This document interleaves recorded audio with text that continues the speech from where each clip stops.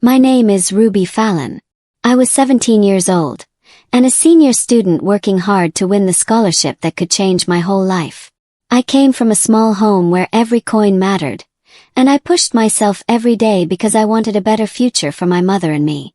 That morning the world felt normal, but I had no idea that by the end of the week, my life would be turned upside down. Our school was strict, and reputation meant everything. The teachers trusted me because I studied hard, stayed quiet, and helped others whenever I could. I loved walking through the quiet hallway behind the science block every morning. It always smelled like old paper and floor cleaner. That was also where I always see Mr. Mason, the janitor. He was an older man with gentle eyes and a slow voice, always sweeping or fixing something. People usually ignored him, but he always nodded at me and I always greeted him. That small exchange made my mornings lighter. The big exam results were supposed to come out that day. Everyone whispered about the scholarship list and who would make the top 5. I had studied every night, sometimes falling asleep over my books at the small kitchen table. My mother believed in me more than anyone. I wanted to make her proud. When the results were pinned to the board, students rushed forward, pushing and shouting. I waited at the back, my heart thumping. Then I saw it, my name at the top. First there was silence, then whispers, then stares. By the time I stepped back from the board, 3 classmates, Liam Porter, Noah Briggs and Chloe Martin, were looking at me with cold eyes. And before the day ended, they would destroy everything. Ruby, the principal wants to see you. Now. The hallway to the principal's office felt longer than usual. My legs felt stiff, and my heartbeat thudded in my ears. I kept wondering what could be wrong. I had done everything right. I had studied hard. I had stayed honest. But the look on Liam's face earlier kept replaying in my mind. The tight smile, the raised brow, like he knew something I didn't. When I stepped into the office, Principal Harris sat behind her desk with a deep frown. Beside her were the 3 of them, Liam, Noah, and Chloe. They looked strangely calm, almost pleased. My stomach tightened. "Ruby," Principal Harris said slowly, "your classmates came forward with serious concerns." My throat dried. Concerns. Chloe folded her arms. "We saw Ruby with a sheet of answers before the exam. She hid it in her notebook." "That's not true," I said quickly. My hands trembled. "I never." Liam cut in. "We're only telling the truth. We thought she should be honest." Noah nodded, acting nervous. "We don't want cheating in our school." My mind spun. Could barely breathe. I had never cheated in my life. I tried to explain, but Principal Harris held up her hand. "3 witnesses, Ruby. This is very serious." The room felt like it was closing in around me. "You are suspended," she finally said, "until further notice. We will review the exam papers and question the teachers." My body went cold. Suspended. For something I didn't do. The scholarship, my mother. Everything was slipping away. When I walked out of the office, my vision blurred with tears. Students stared at me as if I was a criminal. Some whispered. Some turned away. But one person didn't, Mr. Mason, standing by his mop bucket, watching quietly. Eyes met. He didn't look shocked. He looked sad. He slowly said, "Ruby, meet me behind the old art room after school. There's something you need to know." I almost didn't go. I felt embarrassed, angry, and confused, and part of me wanted to hide under my blanket for the rest of the week. But something about the way Mr. Mason looked at me stayed in my mind. It was like he knew something important. So after classes ended, when the schoolyard grew quieter, I walked to the old art room behind the storage sheds. The building was worn out, its windows dusty and cracked. Mr. Mason stood by the open door, leaning on his mop handle. When he saw me approach, he nodded. "I'm glad you came," he said. "I know you didn't cheat." His voice was gentle but firm. I swallowed hard. "How do you know?" He looked down at his hands for a moment. "Because I've seen this before." That confused me. "What do you mean?" He motioned for me to sit on an old crate. The room smelled like paint and dust. Light filtered through the dirty windows, making the air look hazy. "I was a teacher once," he said quietly. "A good one. And I was framed for cheating, just like you." My breath caught. Framed? By who? Students. People who wanted me gone. People who wanted power. His eyes looked far away, as if remembering something painful. "They took everything from me. But I learned something important. Lies always leave traces." He frowned. "But what does that have to do with me?" He stepped closer. "Because I've been watching. And your classmates. They aren't as clever as they think." My heart jumped. "What did you see?" He hesitated, lowering his voice. "I think they planned this. I've noticed them sneaking around after hours. And yesterday I found something strange." He reached into his pocket. My breath froze as he pulled out a small folded paper. "Ruby. This was hidden under your desk before the exam." The folded paper shook in my hand as I opened it. I expected to see answer keys or something that could ruin me, but instead it was blank. Completely blank. I looked up at him. "There's nothing here." "That's what bothers me," Mr. Mason said. "Someone planted this. Someone wanted it to be found. But they didn't write anything on it." "Why?" I lowered my voice. "To make it look like I hid something there. Even if it was blank." He nodded slowly. "Exactly." My stomach twisted. The whole thing felt too big, too cruel. "Why would they do this to me?" I whispered. "Jealousy," he replied simply. "You topped the list. You worked hard. Some people don't like seeing others rise." His words felt sharp and true. Liam, Noah, and Chloe had always acted friendlier than they really were. Maybe I just didn't want to see it before. Mr. Mason looked at the door, then back at me. "Ruby, I need you to be careful. They're hiding something. I saw them enter the science block late yesterday, long after school hours." "Why?" "That's what I'm trying to find out." I swallowed. "Do you think I can clear my name?" He placed a hand on my shoulder. "Ruby, the truth always finds the light. But you must stay strong." I nodded, though fear still pressed on my chest. When I stepped outside, the evening air felt cool and heavy. Everything around me seemed different. Darker, quieter, as if the school itself knew something was wrong. As I turned toward the gate, I noticed something out of the corner of my eye. Liam was standing across the field, watching me. His expression wasn't angry.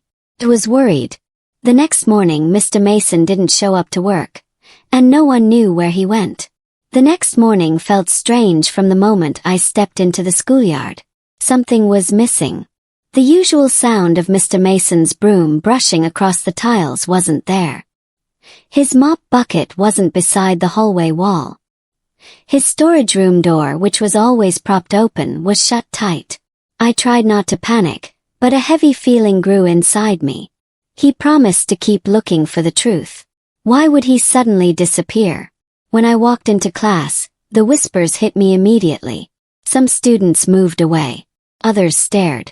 Chloe sat at her desk with a smug smile, twirling her pen. Liam and Noah whispered to each other. I kept my eyes forward, saying nothing. Then Principal Harris entered the room and asked me to step outside. My heart pounded as I followed her down the hall. She stopped near the office and folded her arms. "Ruby, we reviewed the exam papers last night." Her voice was stiff. "There were markings that looked like erased notes on your sheet." My chest tightened. "What?" "I didn't write anything." "We will continue the investigation," she said sharply. "But until further notice, you are not to attend classes." Another hit. Another humiliation. I walked out of the building, trying hard not to cry.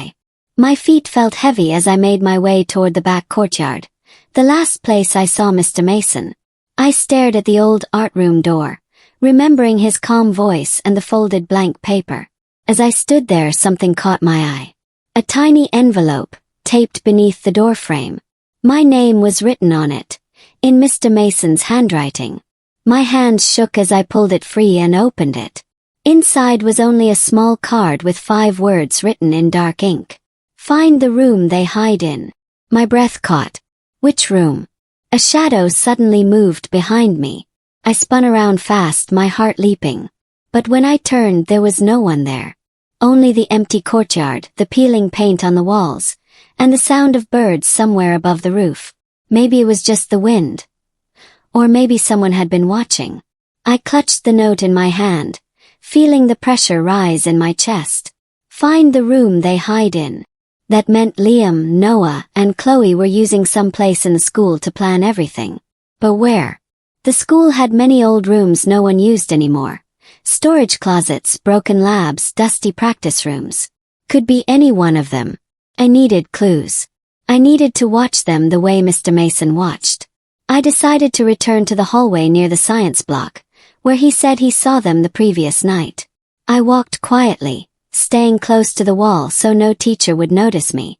Students walked past me, whispering, judging, avoiding. Each step felt heavier. When I reached the science hall, I almost turned back, until I heard voices. Liam's voice froze. "We need to move it," he whispered sharply. "Move what?" Then Noah said, "If someone finds it, it's over." Chloe sighed loudly. "Relax. No one's coming back here." I peeked around the corner.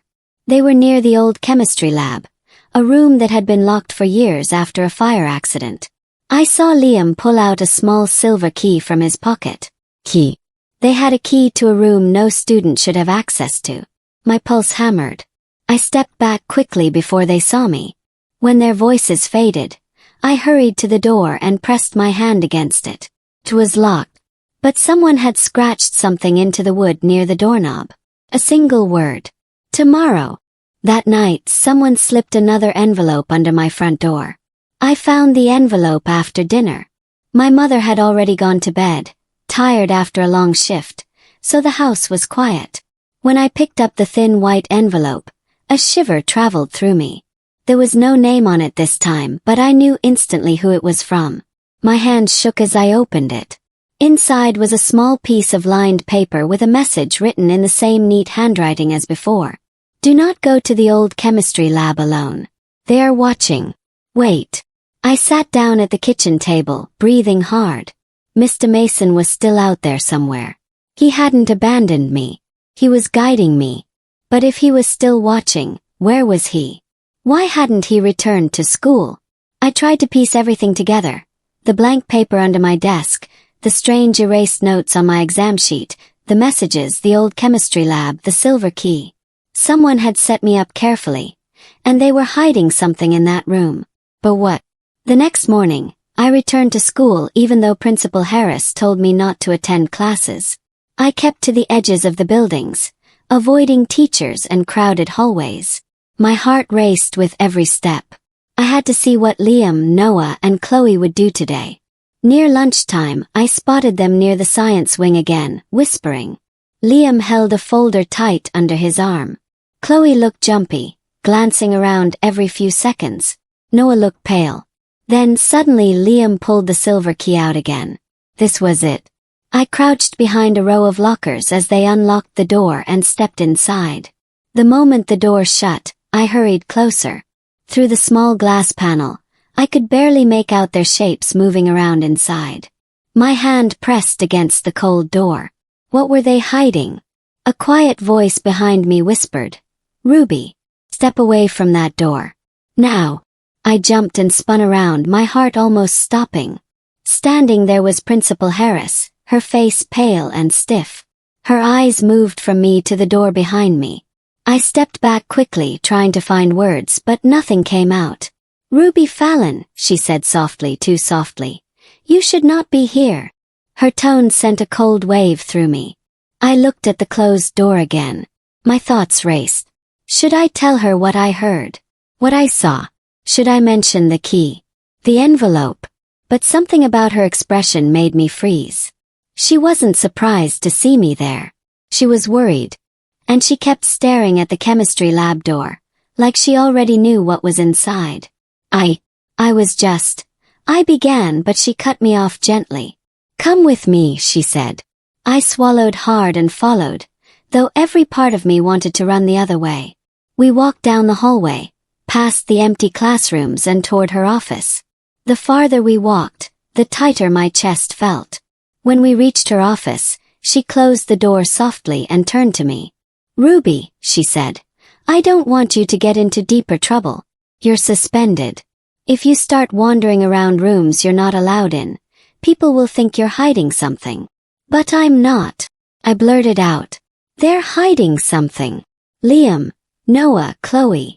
She held up a hand. "Ruby, please, go home for now." There was something in her voice, fear, guilt. I couldn't tell. I opened my mouth to speak again but stopped when I noticed something behind her desk. A mop bucket. Mr. Mason's mop bucket. My eyes widened. It was dented on one side, and the wooden handle was snapped in half. Before I could ask, Principal Harris quietly said, "Ruby, Mr. Mason won't be coming back." A shocking letter. The next morning I arrived at school early. My stomach felt tight like something bad was coming. When I opened my locker, a white envelope slipped out and fell to the floor. My name was on it, but the handwriting, it wasn't Mr. Mason's. Inside was a short message. "Stop asking questions. You're next." My hands shook so hard the note almost fell. Someone knew I was getting close to the truth. Someone didn't want me to keep digging. I rushed to the janitor's closet, hoping Mr. Mason was there. He wasn't. The lights were off and the room felt cold. I touched the broom he always used, and for a moment, I felt his presence again. I whispered, "Please help me. I don't know what to do." Behind me, a soft voice suddenly said, "Maybe you should stop." I spun around. Chloe Martin stood there, arms folded, eyes sharp like she already knew everything. "We warned you," she said calmly. Then she walked away. My heart pounded. They weren't just bullies anymore. They were dangerous. A secret Mr. Mason kept. That afternoon, I went back to the janitor's closet and searched again. It felt wrong, but I didn't know where else to look. Something inside me whispered that Mr. Mason had left more clues behind. When I moved a bucket on the top shelf, something dropped and hit my head. Small metal key. Attached was a tiny tag. Locker 103B, for Ruby. My throat tightened. He knew. He planned this. I rushed to the far end of the hallway where the old and used lockers were. Most were dusty and broken, but locker 103B looked different. It looked cleaned, polished. The key fit perfectly. Inside I found a notebook, a USB drive, a folded yellow paper. The notebook had Mr. Mason's handwriting all over it. Dates, names, warnings. The USB had one label. Proof. But the folded paper, that one scared me the most. It was a page torn from a report about me. At the bottom, written in red ink, "They planned to ruin her. Don't trust anyone." My knees almost gave out. What had Mr. Mason discovered before he died? The truth hides in the USB. At home, I sat on my bed with the USB in my hand, scared to plug it in. What if it showed something terrible? What if it changed everything? But I had no choice. When I connected it to my laptop, a folder popped up. Surveillance footage, science lab. My heart stopped. I clicked the first video.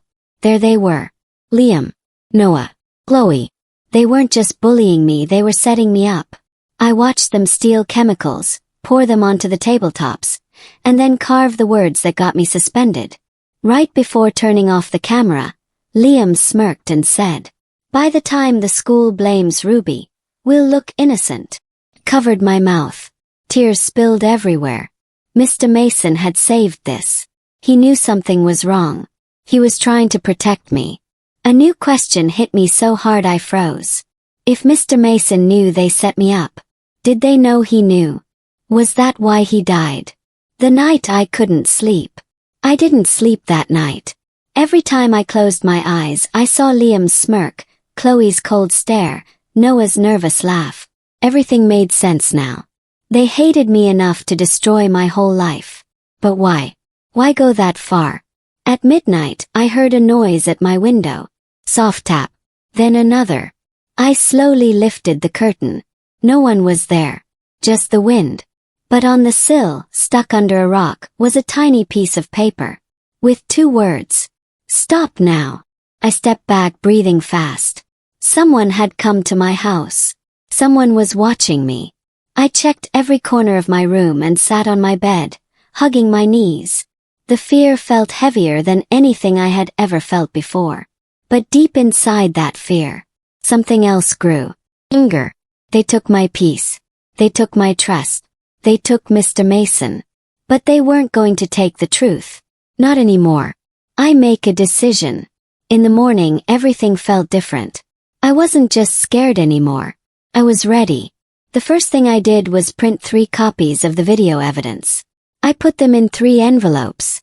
1 for the principal, 1 for the school board, and 1 for the police. My hands were still shaking, but my heart was steady. Before leaving the house, I looked at Mr. Mason's notebook again. On the last page he had written, "When they try to silence you, speak louder." That was it. That was the moment I made my choice. I wasn't hiding anymore. I wasn't running anymore. I wasn't scared anymore. Today, Liam, Noah, and Chloe would finally face the truth. And nothing was going to stop me. Not even them. The envelopes. I walked into school with the 3 envelopes in my backpack. My heart was loud in my chest, but I kept going. Today wasn't about fear. Today was about truth. When I reached the principal's office, the secretary looked at me with surprise. "Ruby, you're still suspended." "I know," I said, holding out the envelope. "But this can't wait." She stared at me for a moment, then slowly took it. "Sit down. I'll get the principal." I heard whispers behind me. Students were watching. I didn't care. My hands felt sweaty, but my voice inside was strong. Mr. Mason didn't risk everything for me to stay quiet. When the principal finally came out, he looked tired, like this whole drama annoyed him. "What is this?" he asked, lifting the sealed envelope. "Evidence," I said. "About what really happened in the science lab." He froze. For the first time, he didn't look annoyed. He looked scared. Meeting. Principal Alden took me into his office and closed the door. He slowly opened the envelope. Inside, he found the printed screenshots and the note Mr. Mason left. His face changed fast. Anger, shock, confusion. Who gave you this?" "A friend," I said softly. I couldn't say Mr. Mason's name. Not yet. He watched the video from the USB on his computer. When Liam appeared on the screen, spreading chemicals and laughing, the principal leaned closer. This can't be real." "It's real," I whispered. "And you suspended the wrong person." He rubbed his forehead. "This is serious, Ruby. Very serious." He needed to understand. "I'm calling your parents," he said. "And the 3 students involved." He nodded. My hands felt cold, but my chest felt brave. This was the moment everything started to change. Faces of guilt. 10 minutes later, Liam, Noah, and Chloe walked into the office. Liam had that annoying confident smirk. Chloe looked bored. Noah looked nervous as always. But when they saw me sitting there, their faces changed. "What's she doing here?" Liam asked. The principal didn't answer. He pressed play on the video. The room was silent. On the screen, Liam's voice filled the office. "By the time the school blames Ruby, we'll look innocent." Chloe gasped. Noah shook his head like he wanted to disappear.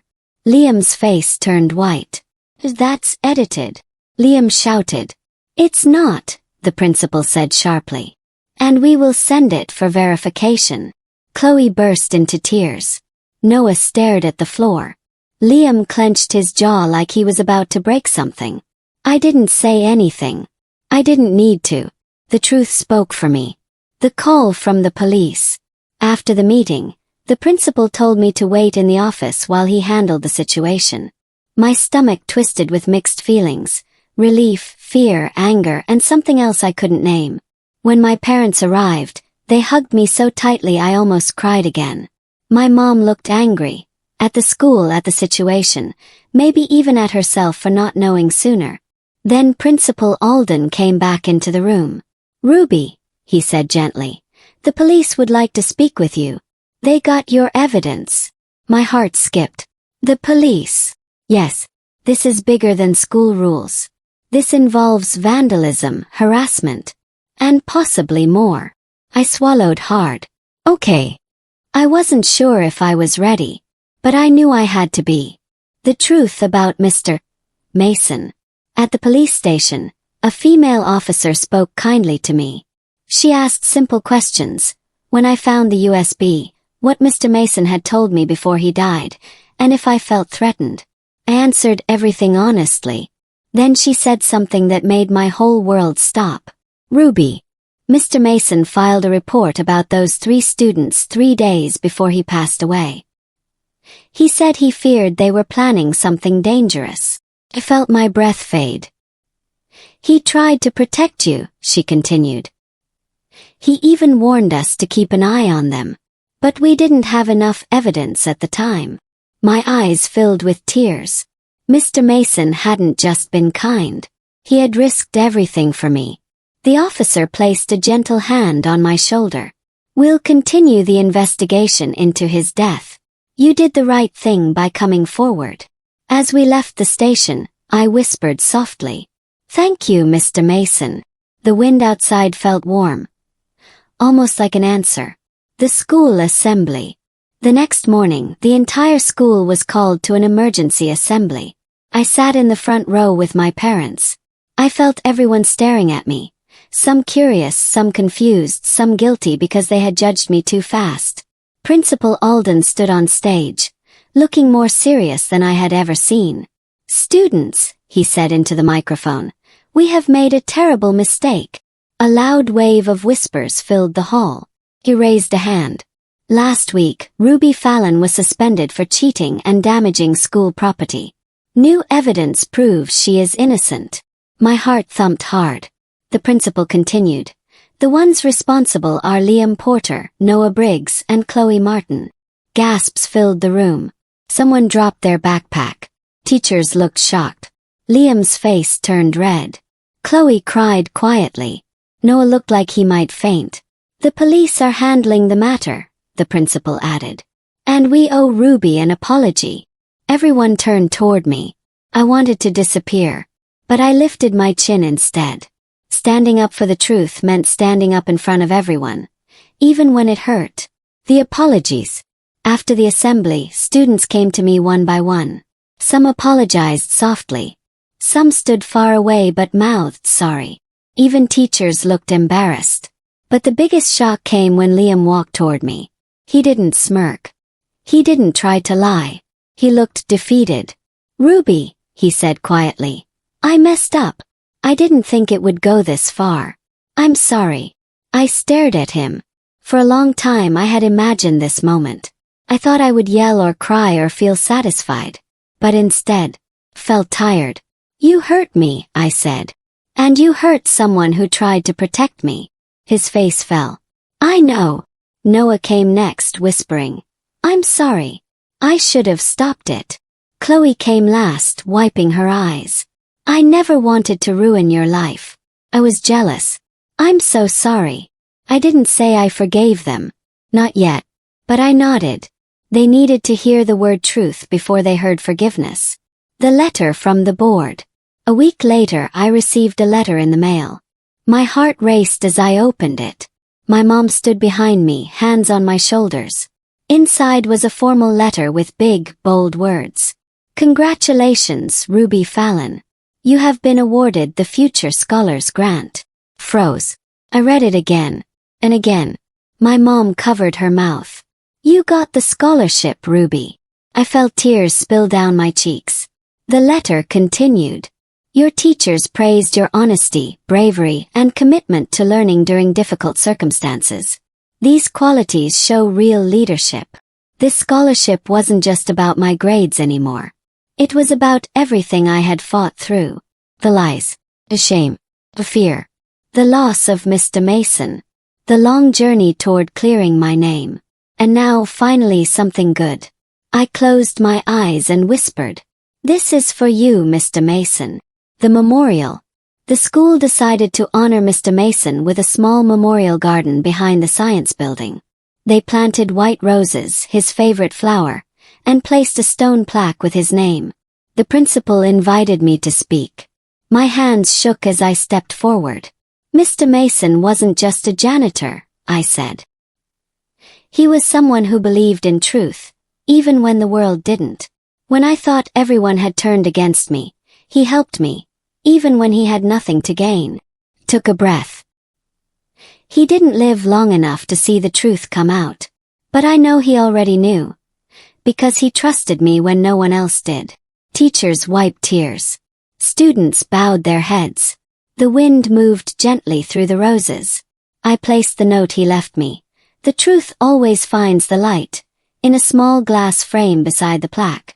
The sun hit the glass, and it glowed softly, like a final message, like he was still watching. When truth arrived, life slowly returned to normal. Students stopped whispering when I walked by. Teachers smiled at me again. I felt lighter, like a heavy weight had finally lifted. But I wasn't the same girl I had been before the lie. I was stronger. One afternoon, I sat in the memorial garden with my notebook. The roses swayed quietly, and the air smelled fresh.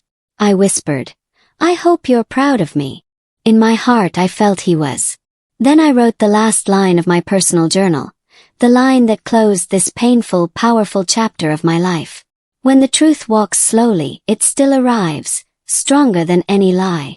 Closed the notebook. I stood up, and I walked forward into a future that finally felt bright.